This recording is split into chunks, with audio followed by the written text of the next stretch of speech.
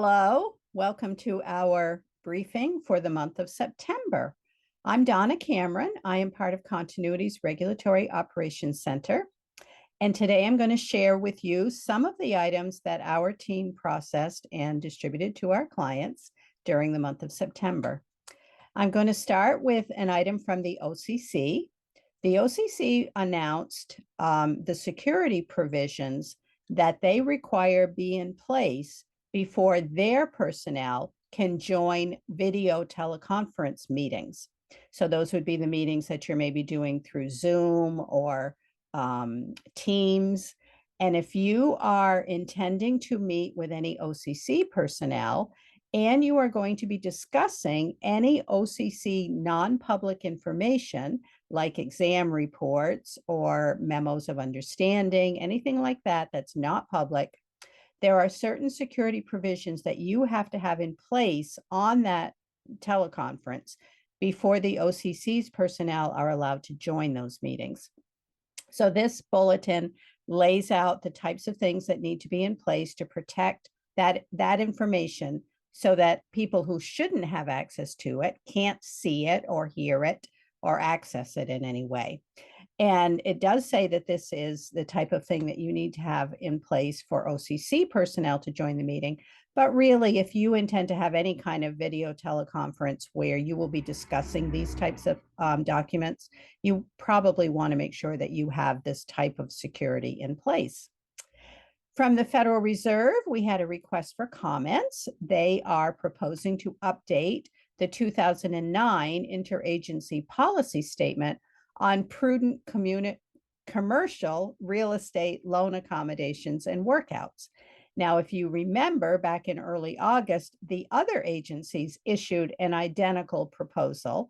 At that time, the Federal Reserve did not participate in that proposal. So they have now issued their own, but it is identical to the one that came out in August. And they would like comments on that by November 14th. We have a few things from the NCUA this time.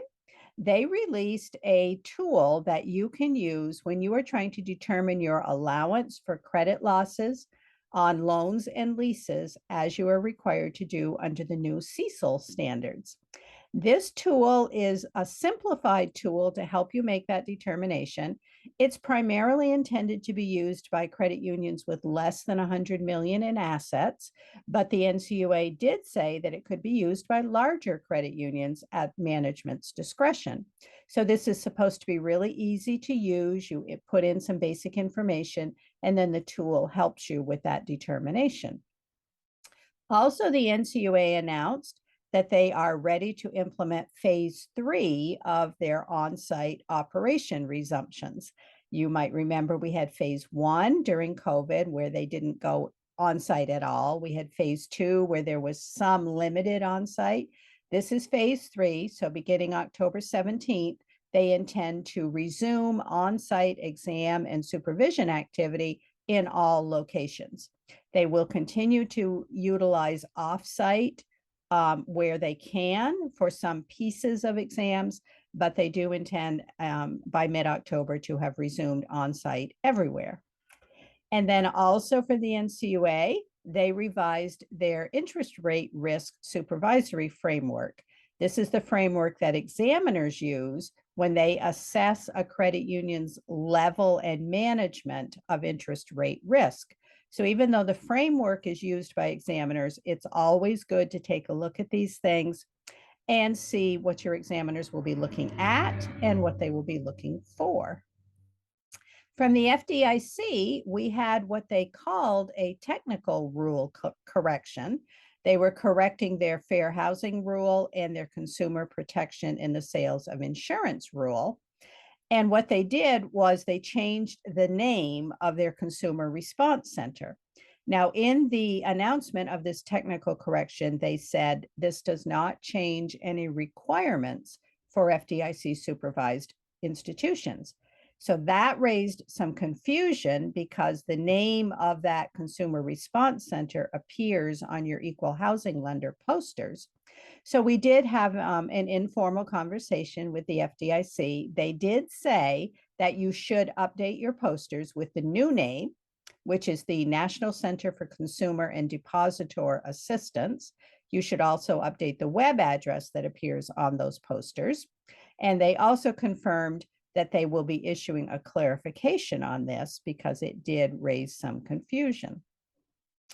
The CFPB issued another of their requests for information. This one is on mortgage refinances and forbearances. As we are all well aware, during COVID, there were a lot of accommodations made to help consumers who were having problems with their mortgages. So the CFPB is looking for information on ways that they can make it easier for consumers to refinance their mortgages if that would be in the consumer's interest, so if it would be beneficial to them. And they are particularly focusing on consumers who have small mortgage loan balances, because often they don't go to all the work of refinancing when their loan balance is small. But the CFPB thinks that they could still benefit from refinancing if it was easier for them. So they are asking for ways to make that a little easier for people. And then they also asked for information on how they can help consumers who may be experiencing perhaps temporary difficulties in staying current on their mortgages. And those difficulties may be caused by disruptions in the consumer's financial situation, similar to what we saw with COVID. So they posed 37 specific questions that they would like comments on. And they also, of course, welcome comments on anything else you can think of that might help them gather this information. And they want those comments by November 28th. We had one new FAQ related to the Cuban assets control regulations. And this FAQ clarifies that U.S. persons are permitted to send remittances to Cuba using digital payments.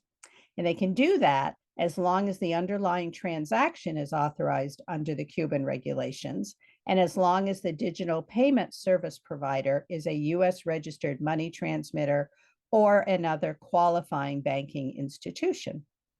So if you have had questions about whether digital payments can be used to send money to Cuba, this will help you with that. Lastly, and brand new today, we have an issuance from FinCEN, and this is a final rule related to the beneficial ownership rules.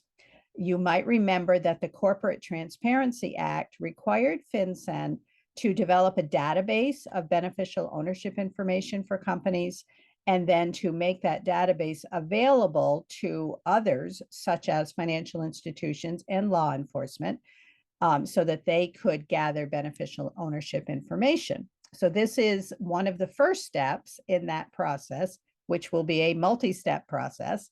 So this step is requiring certain types of entities to send their beneficial ownership information directly to FinCEN. The next step will be for FinCEN to announce, and they will do a proposal on this, who will have access to the database.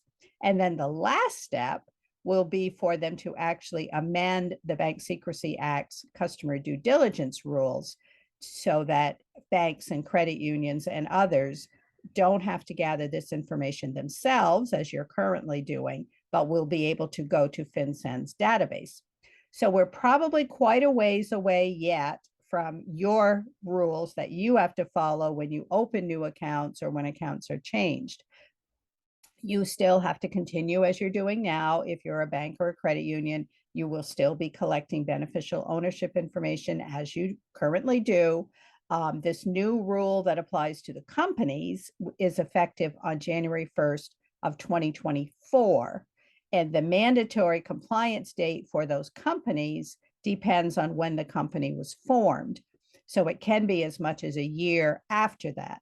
So it will be a while before the rules that apply to banks and credit unions are changed. But we did want to make you aware that the next step in the process has been announced. FinCEN is moving forward with this. But right now, there are no changes to the existing requirements that banks and credit unions have to follow. So that is it for September. Those are the highlights of some of the things we dealt with. We will look forward to talking with you in October, which is the first month of fourth quarter, which is always busy.